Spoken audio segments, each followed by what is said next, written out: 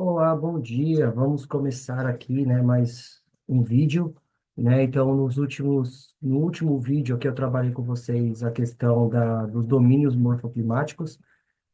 Esses domínios morfoclimáticos, eles são baseados, né, são formados a partir da relação entre o clima, o relevo, a latitude, a altitude. Então, todos os elementos que colaboram para o desenvolvimento da biodiversidade.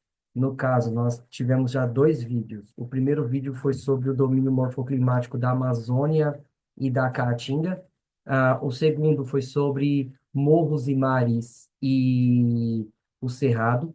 E hoje nós vamos finalizar esse estudo dos domínios morfoclimáticos do Brasil, né, focados em Araucária, Pradaria e faixa de transição. Então, antes da gente começar aqui, né, vou começar a falar sobre o conteúdo, vou pedir aqui para que vocês, que ainda não são inscritos no meu canal, que vocês se inscrevam. Se você está gostando desse conteúdo, deixa aqui o seu like, que é muito importante para o crescimento desse canal. E compartilhar, fazer com que esse conteúdo ele chegue ao máximo de pessoas possíveis, né? Então, isso é importante para fortalecer, né, as nossas conversas sobre esses conteúdos voltados para a geografia, para as ciências humanas em geral. Bem, então, como comecei aqui falando de domínios morfoclimáticos, Araucária, Pradaria e faixa de transição, então, inicialmente, esse conteúdo, né, ele vai trabalhar como é que nós, né, então, dentro dos nossos objetivos aqui de estar conversando sobre esses conteúdos, é reconhecer os fatores que influenciam a formação e distribuição desses domínios morfoclimáticos da araucária, da pradaria e da faixa de transição. Então, como é que a natureza ela se organizou, né, no meio do caos da natureza? Como é que se deu as condições para a formação dessas três faixas aí, né, essas três áreas de domínio morfoclimático?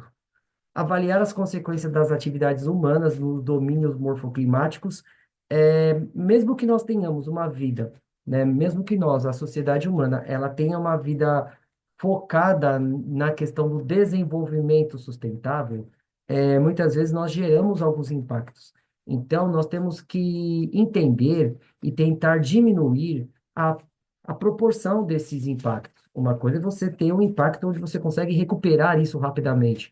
Uma outra coisa é quando esse impacto ele é tão profundo ali no ecossistema, ele é tão impactante que não há tempo para que essas atividades, essas consequências, elas sejam minimizadas, né? Então, elas sejam mitigadas. E propor medidas para a conservação e manejo sustentável para diversos domínios morfoclimáticos. Então, como que nós podemos conservar, né, entre uma sociedade focada no desenvolvimento econômico desenfreado, como nós estamos eh, correndo, né, correndo atrás, né, de vários valores, né, vários valores, muitas vezes pensando apenas no valor monetário e não em um valor que busque a igualdade socioeconômica. Então, como é que nós podemos, né, trabalhar esse esse foco, né, do manejo sustentável? Então, a questão de você conseguir retirar recursos da natureza sem destruir a natureza, né? Então, saber mitigar esses impactos. Bem, então nós vamos começar pelo primeiro domínio morfoclimático aqui de hoje, que é a Araucária.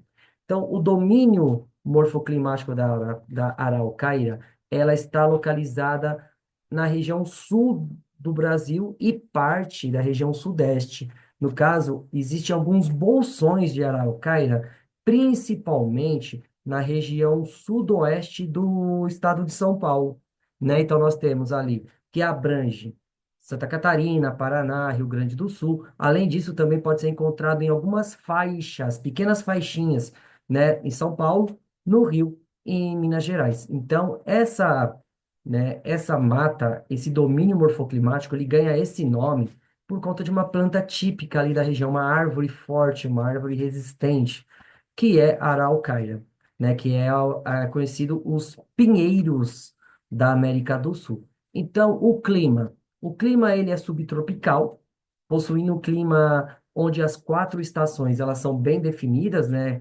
Então, os verões são quentes e úmidos, enquanto os invernos eles são frios e secos, com temperatura que pode cair até abaixo, né, do 0 graus Celsius, especialmente em áreas mais elevadas. Então, a região próxima das Serras Gaúchas, Serras Catarinenses, em faixas ali do Paraná, e também aqui em São Paulo, né, um bolsão de Araucária, aqui em São Paulo, é a cidade de Campos de Jordão, né? Então, nesse caso, essas regiões aí, por conta da altitude, existe a possibilidade de que a temperatura durante o inverno ela possa chegar em alguns episódios esporádicos, a temperatura abaixo de zero, né? Então, nesse caso, né, o que predomina, o que determina essa questão do clima é a sua posição geográfica, né? Então, região sul e parte do sudeste, né? Bolsões no sudeste, e principalmente essa questão da altitude, porque o que predomina nesse domínio morfoclimático são regiões de serras e de planaltos. Bem, a precipitação. A precipitação ela é bem distribuída durante o ano. Ela tem uma média anual de 1.200 a 2.000 milímetros, que corresponde, já coloquei isso aqui algumas vezes. Você pensar que 1.200 milímetros quer dizer que em cada metro quadrado ele vai ter uma média anual que pode chegar a 1.200 litros ou a 2.000 litros em cada metro quadrado daquela região, pensando em média. Então, pode ter algumas regiões que chovam mais, pode ter regiões que chova menos.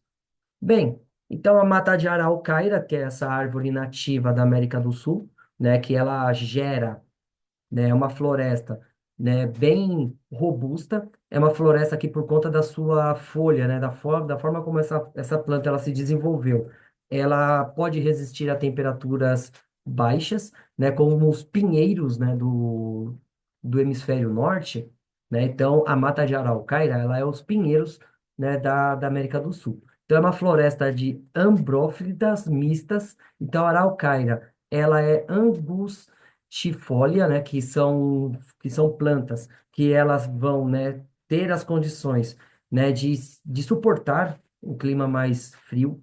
Elas podem chegar a atingir a altura de 50 metros. Para a economia local, né, desde a época dos indígenas, né, eles já conheciam essa planta, essa árvore, ela gera as suas sementes, elas são altamente calóricas, né? Então, o pinhão, ele era utilizado desde as comunidades pré-colombianas, e elas eram uma fonte muito presente na alimentação desses povos nativos, né? Dos povos pré-colombianos que viviam aqui antes, né, da chegada do Colombo, do Cabral, né? Quando nós falamos em história do Brasil, nós falamos de período pré-cambriano. Então, antes do Brasil, né, que nós podemos denominar de diversas nações. Pindorama, aí fica cada povo indígena, ele tinha sua própria denominação, ele tinha sua própria cultura. E parte da cultura dos índios, dos povos nativos, desculpa, índios não, né, dos povos ameríndios que viviam aqui, né, o que nós herdamos, né, desse conhecimento é a questão do uso da araucária na nossa alimentação. Bem, a sua biodiversidade, a araucária é uma floresta que abriga uma grande biodiversidade, incluindo espécies como o imbuiá, a erva mate e diversas espécies de samambaia, de bromélias. Então, a erva mate também aí é um símbolo, né, da região sul, que também foi uma herança, né, deixada pelos povos nativos. A questão do chimarrão, né? Então, a erva mate, que ela é predominantemente utilizada na região ali do Cone Sul. Então, Argentina, Paraguai, Uruguai, Brasil, Rio Grande do Sul, Santa Catarina, Paraná. Então, essa erva mate, ela vai ganhar um posto muito importante na economia local. Então, o Brasil, ele é um dos maiores produtores de erva mate no consumo ali regional e também para exportação. Levando em consideração que para o povo gaúcho, catarinense, o consumo do chimarrão é algo essencial para manter as suas tradições, né? A tradição, a cultura, né? Como ela realmente deve ser pensada e preservada. Bem, isso voltando lá atrás dos povos originários, né? Então, essa herança que foi deixada para nós. Bem, então o relevo, como eu coloquei aqui para vocês, o domínio da Araucária, ele é um domínio de predomínio de serras e planaltos. Então, o relevo ele é caracterizado por planaltos, né? Então, formações planas em uma certa altitude e de serras. Então, a altitude ela pode variar entre 500 a 1.300 metros. Os terrenos são montanhosos e ondulados. Então, devido ao desgaste das forças da natureza, da água, do vento, a questão, né, de que essa região ela sofreu muito por esse processo de milhões e milhões de anos. Também ali, a sua formação do solo é um solo que os italianos, quando chegaram ali naquela região, né, os italianos que vinham da Europa buscar melhores condições de vida, eles vão dar o nome de terra roja, né, ou de terra roxa, que vai ganhar o nome. Na verdade, não é que a terra ela é roxa, a terra ela tem uma tonalidade de vermelha, né? Então, quando há esse diálogo, né, a tradução, né, a trazer essa denominação para o português, ela foi errada, então deveria ser terra vermelha. Então, esse solo, ele é altamente fértil, é muito valorizado por conta da agricultura, tanto é que a mata nativa de Araucária, que eu vou falar um pouquinho aqui para vocês, elas foram substituídas para que a terra fosse utilizada para o cultivo de café, de milho, soja e trigo, que é uma região que por conta, né, da altitude, por conta da questão do clima, das quatro estações bem definidas, ela é muito propícia para o cultivo desses produtos, no caso, principalmente do trigo, né? O trigo, ele precisa ter um período de estiagem para que ele possa se desenvolver e poder ser colhido, porque se o trigo ele sofre, ele molha, ele perde a sua qualidade, ele vai, né, ele pode germinar, e isso é algo, né, que vai diminuir a qualidade do produto. A soja também, a introdução da soja no Brasil, ela se iniciou ali, né, na região, né, da Araucária.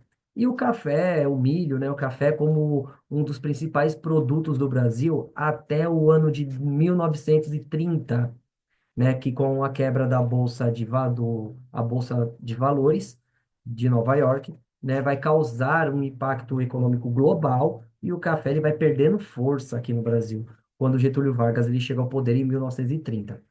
Bem, então a ação humana, a questão, né, do uso intensivo da madeira.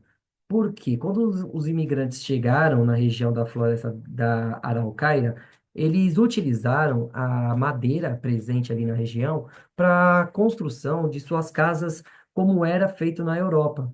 Então, o uso da madeira é algo muito presente nas construções das casas ali, né, daquela população que vive aonde era o domínio morfoclimático, né, onde era a floresta da Araucária. Então, se tem uma estimativa que nós perdemos 99% da floresta original. Então, é muito significativo. Por isso que lá atrás eu comecei a falar que nós temos que pensar nas nossas atividades. A atividade humana, ela traz impacto. Então, para recuperar essa área, é algo que, né, mesmo com toda a boa vontade, né, que o ser humano ele ainda pode ter, né? Nós demoraríamos muito para resgatar tudo que foi desmatado, tudo que foi destruído, tudo que foi predado, né? Então, é uma pena, mas isso é algo que gera um certo descontentamento. A questão da agricultura, então, especialmente o cultivo do café, do milho, da soja, por conta da fertilidade do solo. Então, como o solo ali da região é um solo muito fértil em comparação com outras regiões, como a região ali da Caatinga, do Cerrado, né, da região de Morros e Mares. Então, como o solo é um solo muito fértil, então a produção desses artigos, ela provocou de uma certa forma ou de outra a retirada da mata nativa e a implementação desses cultivos. A urbanização. Nós sabemos também que a partir do final do século XVIII, né, ali o Brasil, depois da descoberta de ouro em Minas Gerais, houve uma movimentação da população do Nordeste para a ocupação do Sul, né? Porque se você não ocupa, não há colonização. Não há colonização, se perde-se o território, né? Tanto é que ali existe uma grande disputa, né? Existiu uma grande disputa por áreas, como a Guerra da Colônia de Sacramento, né? Que até os dias de hoje, né, historiadores, tanto historiadores brasileiros, historiadores argentinos, uruguaios, eles entram em embate para discutir essa questão, né, dos domínios desses territórios que predominantemente a partir do Tratado de Tordesilhas, o Rio Grande do Sul, Santa Catarina, parte desses estados, não faria parte do Brasil, né? Então, isso é, isso é uma disputa geopolítica, uma disputa histórica bem ferrenha, né? Tanto é que o gaúcho mesmo, né? O gaúcho e o catarinense, ele tem uma cultura muito mais próxima, né? Da cultura argentina e uruguaia do que a cultura, né? Dos estados mais a norte do Brasil, né? Como São Paulo, Paraná, Minas Gerais. A gente pode até falar um pouquinho aqui de São Paulo depois, que uma professora ontem, eu estava conversando sobre esses temas e ela me instigou, né, sobre a questão da formação do Estado de São Paulo, né, que era um terreno gigantesco, né, isso a gente pode falar um pouquinho mais para frente. Então, a questão da urbanização, que foi a vinda dessa população do norte, né, para a região ali do domínio morfoclimático da Araucária, também a questão da chegada dos imigrantes. Então, uma política muito importante, né, uma política pública que foi criada desde o segundo reinado, que não favorecia a população brasileira, mas começa a incentivar a vinda de povos, principalmente da Europa, é o que? A questão da possibilidade de doação de terras, né, na região sul, porque precisava ser ocupada. Então, nesse sentido, né, a urbanização ela vai se acelerando com esse processo. Então, a ocupação humana ela gera a destruição e ela gera a substituição dos biomas por, né, organizações das nossas sociedades. Bem, a conservação, então, nós temos, né, algumas propostas. No caso, a criação de áreas, né, de unidades de conservação, o reflorestamento, né? Então, projetos para o replantio, né, da araucária e de espécies nativas. Então, não adianta pensar em reflorestamento, pegar, recolher, né? Trazer plantas que não tem nada a ver com esse ecossistema. Nós temos que valorizar o que existia antes. Então, replantar, né, espécies que sejam realmente nativas. A educação ambiental, então, realizar programas de sensibilização da população sobre a importância da preservação da natureza, de manter, né, da manutenção desses domínios morfoclimáticos, desses ecossistemas, porque se nós não preservarmos, hoje nós temos 1% para preservar da mata de araucária. Então, esse 1%, ele pode significar, né, o fim de um legado histórico, genético, aí vocês escolham a melhor parte. E nós temos que priorizar, prioridade de urgência para esse domínio morfoclimático. Aí, sempre deixo uma perguntinha aqui ao fim de cada tópico, o primeiro tópico aqui. Então, por que as representações, né, a preservação da araucária, ela é crucial para o estado do Paraná? Então, o que a árvore ela pode trazer de benefícios a longo e curto prazo? Então, a técnica, deixar uma pesquisa aqui para vocês. O que é a técnica de enxertia, né? De você enxertar. Então, como é que essa técnica ela criada pelos geneticistas, elas podem colaborar para a preservação e para salvar algumas espécies de plantas. E por que você acha que o domínio está tão, né, ameaçado?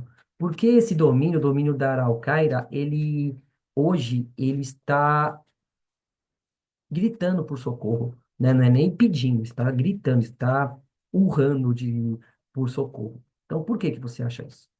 Bem, então vamos aqui para o segundo domínio morfoclimático de hoje, que é o da pradaria. Ele está localizado ali em uma região de tríplice fronteira. Então, ali na região é, sudoeste do estado do Rio Grande do Sul. Então, essa partezinha amarela aqui no mapinha que eu coloquei aqui. Então, a localização, ela está na Campanha Gaúcha, está localizada no extremo sul, né, do Brasil, né, no caso do Rio Grande do Sul. Também ele faz parte do domínio, esse domínio morfoclimático, ele expande, ele passa, né, da nossa fronteira e ele faz parte da Argentina, do Uruguai. Então, no caso, esse domínio ele é muito importante para a economia ali do Cone Sul. E a gente vai falar um pouquinho o porquê. Bem, então o clima é um clima subtropical, né? Então esse domínio ele é o único do Brasil com clima temperado, caracterizado por verões quentes e invernos frios, com temperaturas que podem cair abaixo de zero, né, 0 graus, por conta também da sua formação, né, e da sua altitude. Então a precipitação ela também está próxima a uma precipitação de 1.200 a 1.500 milímetros anuais. Então, a média de chuva é uma chuva considerável, comparando com o Agreste, né, comparado com a Caatinga, com o Cerrado, essa região ela recebe um volume de chuva muito substancial, muito forte. Bem, então a vegetação, quando uma pessoa leiga, uma pessoa que não tem conhecimento sobre esse domínio, que não consegue distinguir, né, não consegue diferenciar as coisas, parece que é uma vegetação pobre, mas ela é uma vegetação que ela é predominantemente, né, formada por gramíneas, plantas herbáceas, formado por extensas áreas de pastagens naturais. Então, como é uma região que ela tem uma certa altitude, então ela predomina essa formação desse tipo de vegetação. Apesar de parecer simples, essa vegetação ela abriga uma grande biodiversidade. Espécies vegetais que destacam-se como capim, né, mombaça, grama-tapete, diversas espécies de leguminosas. Então, essa vegetação ela vai ter muito a colaborar com a principal atividade econômica ali da região, né, que nós vamos citar aqui no próximo slide, né? No caso, o relevo de planícies, ele é caracterizado pela planície suave, ondulada, chamada de conchilha. Então, essas formações são ideais para a prática da pecuária. Então, pecuária.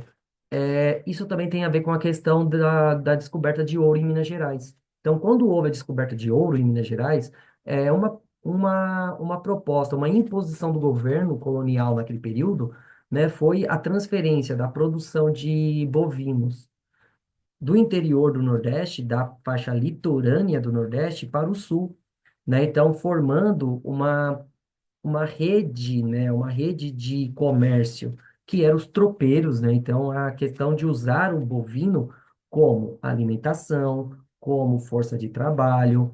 Então, o bovino, ele vai ter um papel fundamental para a questão da colonização, da expansão do território brasileiro. E durante o período que nós chamamos assim, antes, só quando o Tratado de Tordesilhas ele era seguido, né? Então, depois da União Ibérica, quando Portugal e a Espanha eles foram governados por apenas um rei, né? Então, houve uma fragilização, né, desse Tratado de Tordesilhas. E com isso, né, houve a expansão do território. E uma atividade que colaborou muito para a expansão do território foi a pecuária. E essa pecuária presente aonde? Na região ali, né, das pradarias, né, na região dos pampas, né, dos pampas gaúchos. O solo, ele é um solo fértil, né, adequado para a agricultura e para a pecuária. Também a agricultura é uma região que, assim, é uma região que conta com uma grande quantidade de produtos, né, um produto muito importante, que ele é ele é plantado, ele tem uma grande aceitação pelo solo ali na região, é o arroz, né? Tanto é que quando houve as enchentes, né, do Rio Grande do Sul de 2024, a produção agrícola mais atingida foi a produção de soja e a produção de arroz, porque o arroz ele estava quase prestes a ser colhido, né? E com a chuva, o arroz ele foi submerso, então se perdeu muito arroz, né? E a gente sabe como é que isso impacta no preço, né? Então impacta porque a oferta do arroz cai, a procura continua a mesma e a procura sempre cresce, então isso vai fazer com que o preço desse produto ele se eleve. Não adianta cair no canto da sereia dizendo que é por falta de apoio do governo. Não, é uma questão de lei universal do mercado. Então, quem prega a questão do liberalismo, que o liberalismo é tudo, esse liberalismo é que faz com que ocorra essa balança comercial a partir da oferta e da procura, né? Então, se por conta de mudanças climáticas, desastres naturais, esse produto ele diminui a sua oferta, naturalmente o seu preço se eleva.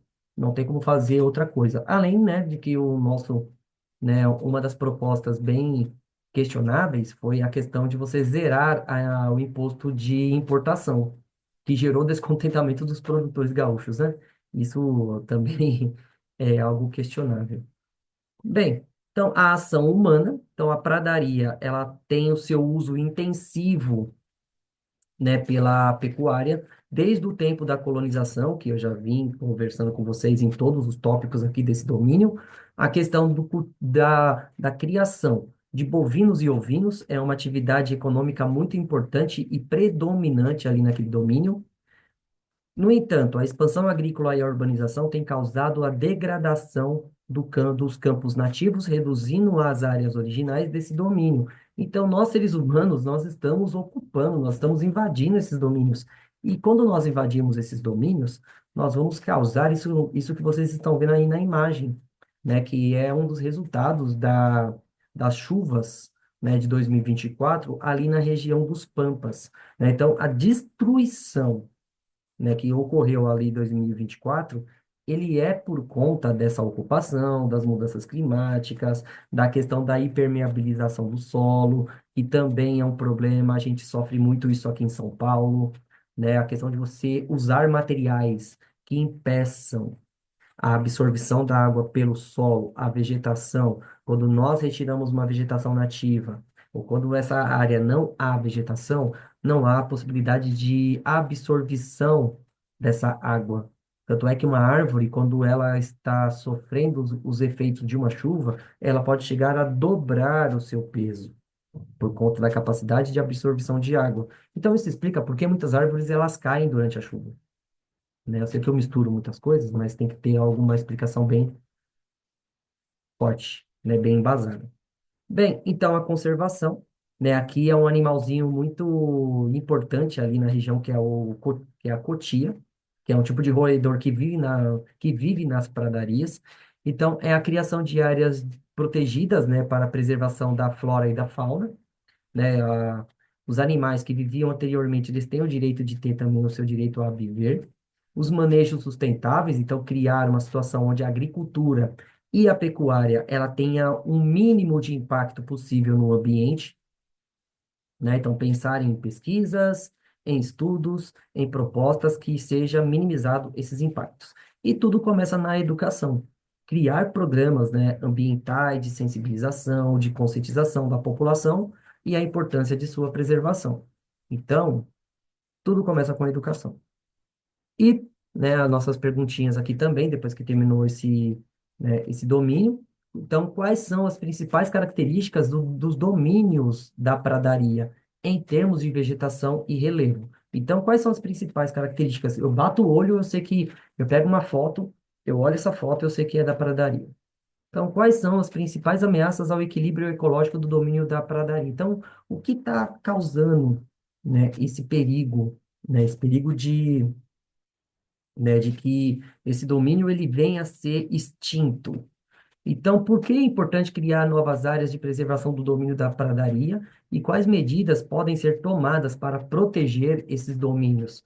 Então, o que é que a gente pode fazer para proteção, né, desses locais tão importantes para o ecossistema, para a economia, né? Também é importante visar a questão da economia e um desenvolvimento sustentável. E, né, o último domínio aqui que nós vamos falar, que na verdade são vários microdomínios, né, que é a região ali que nós chamamos domínio de transição, né? Transição. Então é um momento onde nós temos faixas aonde eles encontram características de ambos os domínios, né, de dois domínios. Então, no caso, a faixa intermediária entre domínios morfoclimáticos que apresentam características mistas dos domínios vizinhos. Então, essas áreas são ecotonos, né, ou seja, são zonas de contato entre diferentes biomas. Possuem uma complexidade ecológica que as tornam únicas. Então, cada área dessa que vocês estão vendo entre o domínio amazônico, do Cerrado, dos mares e morros, da Caatinga, da Araucária, da Pradaria. Esses são denominados de faixa de transição. Então, eles vão ter características de ambos os domínios. E isso faz com que aquele domínio ele seja uma área de transição. Então, algumas espécies de animais e de plantas, elas podem estar presentes em ambos, né? Eles podem estar ali se, né, tornando, porque um erro que quando nós pensamos em estudar esses domínios é pensar que existe uma fronteira, né, onde aqui começa a Amazônica, aqui começa o Cerrado. Então, uma mistura, né, desses dois domínios, mas sim um rompimento, né? Então, a partir daqui começa uma coisa, de lá é outra. Então, na natureza, não é assim que funciona. Não é que nem não é como na geopolítica. Então, nós temos uma fronteira entre Brasil e Argentina. Aqui é Brasil, aqui é Argentina. Então, você pode ficar no meio dos dois, né, dos dois países. Já nos domínios morfoclimáticos, não. Não tem essa fronteira, né? Nós temos áreas de transição, áreas onde um domínio ele vai passando por outro, esse domínio ele vai de uma certa forma ou de outra, ele vai misturando essas espécies, tanto espécies vegetais como também as espécies animais, né? No caso da flora e da fauna. Bem, então, como coloquei aqui para vocês, essa região é uma região ecotonos, que é uma faixa, né, de transição, apresentando uma mistura das características dos domínios vizinhos. Isso faz com que ali ocorra um desenvolvimento de uma biodiversidade bem complexa. A questão da gradiente ambiental, então a transição não é abrupta, então nós temos áreas, né, que vão sendo modificadas aos poucos, tanto é que se você voltar aqui no mapa anterior, é uma área considerável, né, do território, não é algo tão, não é algo tão rápido, então nós podemos encontrar, né, uma variedade muito grande desses domínios morfoclimáticos nessas áreas de transição. Bem, então a característica ambiental ela vai mudando progressivamente. Também nós temos a importância ecológica. Então, essas áreas são cruciais para a manutenção da biodiversidade, dos serviços ecossistêmicos, do funcionamento como corredores ecológicos, que facilitam a migração e a dispersão de espécies. Então, é normal que vocês tenham alguns tipos de animais que, quando você olha ali, né, na fotinho, parece que ele pertence a áreas mais voltadas para a Amazônia, mas ele também está presente em outras áreas, né, outros domínios. No caso das araras, do caso de animais como as onças pintadas. Então, todos esses animais, eles conseguem transitar, eles conseguem aproveitar as condições de vários, né, de vários domínios morfoclimáticos por conta dessa área de transição. Então, não é algo contínuo, é algo que ele vai, né, se alterando com o passar do tempo, né? Então, a questão das principais áreas de transição no Brasil, então eu selecionei algumas. Se eu colocasse todas, esse vídeo que já é longo, ficaria mais longo ainda. Uma área que me chama muita atenção, que é a mata de cocais, né? Que é uma mata que sempre aparece em programas como o Globo Rural, programas como né, Planeta Terra da Cultura, do Repórter Eco, da Matéria de Capa, que também são programas muito legais ali da cultura, é, sempre se mostra essa área, porque é uma área muito importante, principalmente por conta que é uma área localizada entre o Piauí e o Maranhão, então ele está entre, né, a região amazônica, né, e a Caatinga e o Cerrado, então é né, uma região que mistura todos esses ecossistemas, esses domínios, e a sua vegetação, ela é predominantemente de coqueiros, né, de palmeiras, principalmente a palmeira de babuaçu e de carnaúba. Por que que esses artigos eles são importantes? Porque eles fazem parte do extrativismo vegetal. Então, o que isso quer dizer? Eu não preciso derrubar a árvore para conseguir, né, produtos para a minha sobrevivência. Eu posso coletar os cocos, eu posso coletar os frutos, né, dessas palmeiras, e isso colabora para que, né, eu possa ter uma renda. A questão da extração do óleo desses frutos, eles são muito importantes para o biodiesel, para a questão dos cosméticos. Então, muitos cosméticos que você usa aí na cidade, ele pode conter óleo de baboaçu, de carnaúba. Então, esses produtos, eles são essenciais para a economia local e para a economia brasileira. E isso poucos falam, né? Então, nós temos que desmatar, porque a questão da economia, né, que é uma economia do extrativismo vegetal, ele, ao passar do tempo, ele está sendo substituído por outros cultivos, principalmente a soja. Então, a soja que está sofrendo muito impacto ali na região do Mato Grosso, do Rio Grande do Sul, ele está sendo transferido para esses domínios morfoclimáticos, para essas regiões, como a área de transição da mata de cocais. Então, passa ao trator, transforma tudo em lavoura de soja. Mas quais são os impactos econômicos, sociais, ecológicos? Bem, então nós temos o Agreste. O Agreste é uma área da nossa cultura, né? Quem gosta de literatura de cordel, né? A literatura de cordel, ela retrata muito a realidade do Agreste, que é localizado entre a zona da mata e o sertão nordestino. Então, domínio da zona da mata, tipicamente úmida, e da caatinga semiárida. A vegetação, ela é um mosaico, né? Nós podemos encontrar muitas variações de vegetação. Vegetação próxima da Mata Atlântica e da Caatinga. Então, esse misto de vegetação e de animais, ele é importante. A economia é uma economia de subsistência. Normalmente, a criação de animais para o consumo, como vocês estão vendo aí na imagem, um animal que é símbolo do agreste, é os caprinos, né? Cabras, né? Então, a criação desses animais, eles são essenciais para o consumo local. Também a questão da criação da pecuária leiteira e do cultivo de algodão, né? Então, o Brasil, a maior parte da produção de algodão, ele vem ali daquela região, né? Da região ali do Agreste. E isso é um problema, por quê? Porque também nós estamos explorando aquela região de uma forma predatória, né?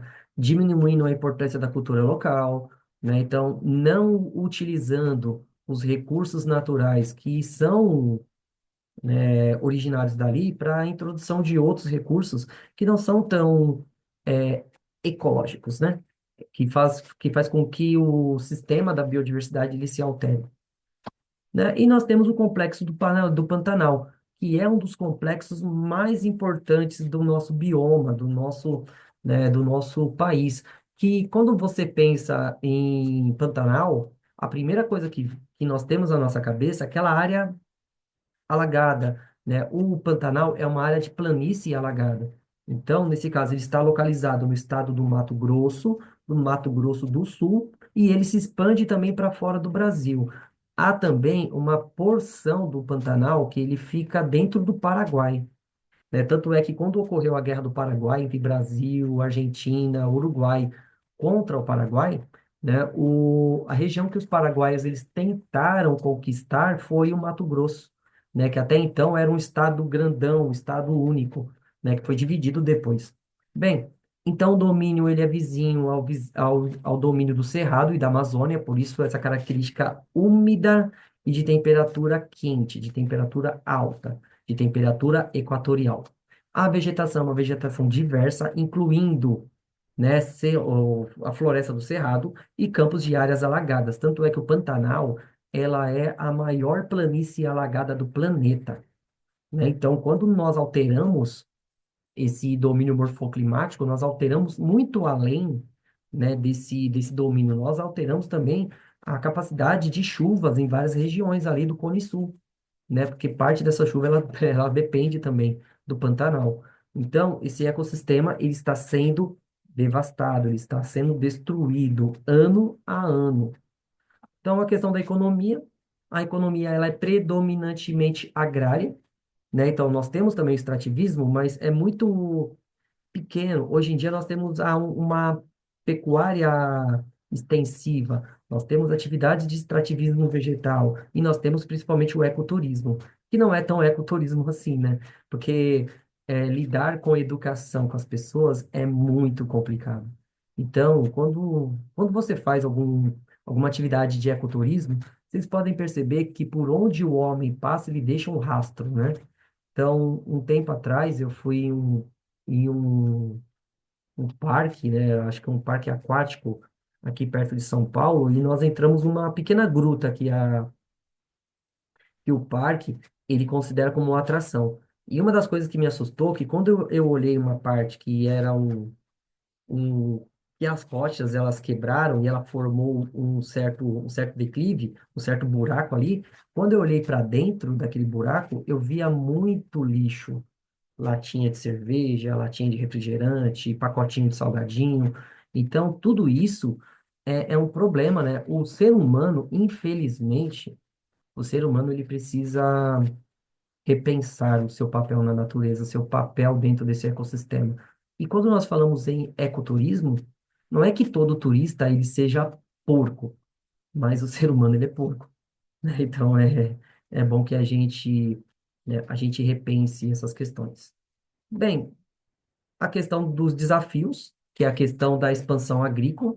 Então, fazer do uso, né, das áreas que seja produtiva, pensando em não ampliar mais essas áreas, porque se nós ampliarmos mais essas áreas de cultivo, nós estaremos destruindo a mata que protege esse ecossistema, né, essa faixa de transição que é o Pantanal, né? Principalmente a questão da capacidade desse sistema ele se regenerar, né? Ele voltar a ser o que era antes. Então, é essencial a implementação de políticas públicas, né, de manejo sustentável, criar unidades de conservação, proteger áreas. A educação ambiental também desempenha um papel importante para a sensibilização da população e a importância dessas faixas. Então, essas faixas, elas precisam ser, né, cuidadas, zeladas, para que nós possamos ter, né, para que a nossa qualidade de vida ela continue, para a qualidade de vida dos animais também, para que as futuras gerações tenham as condições de ter uma vida digna, e isso depende de nós, hoje, né? Não adianta deixar para amanhã. Ah, amanhã os seres humanos que estiverem lá vivendo naquele período, eles se viram, né? Então é importante, né, a gente discutir isso aí. E, por final, quais são os principais impactos, né, ambientais causados pela expansão agrícola e a pecuária nas faixas de transição? E quais as medidas que podem ser adotadas para mitigar esses impactos? Então, deixa aqui no comentário falando sobre isso, né, que é importante nós, né, discutirmos todos sobre esses aspectos. Bem, então, com isso aí eu finalizo a apresentação de hoje, né? Então, muito obrigado por ter continuado até aqui, né? Eu sei que ainda eu preciso melhorar muito, mas eu acho que o básico, que é a questão conteúdo, eu foco muito, né? Tanto é que os meus vídeos são raramente menos de 30 minutos. Então, vou agradecendo vocês aqui por enquanto, né? Estarei voltando com outros vídeos em breve. Muito obrigado a todos e até a próxima.